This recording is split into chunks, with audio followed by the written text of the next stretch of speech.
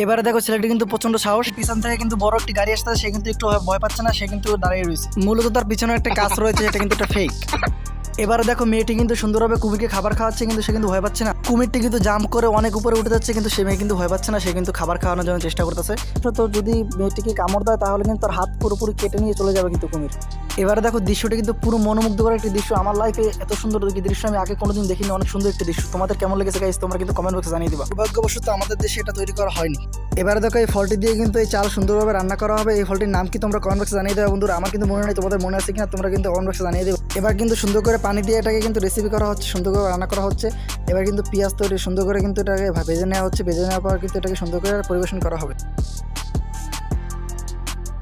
রান্না কমপ্লিট হতে হতে যারা যারা চ্যানেল নতুন আসছো তারা কিন্তু সাবস্ক্রাইব করে যাবে বন্ধুরা। আর যারা যারা মাকে ভালোবাসো তারা কিন্তু লাইক করে যাবা। আর যারা পরিবারকে ভালোবাসো তারা কিন্তু লাইক, কমেন্ট এবং সাবস্ক্রাইব তিনটাই করে যাওয়া বন্ধুরা।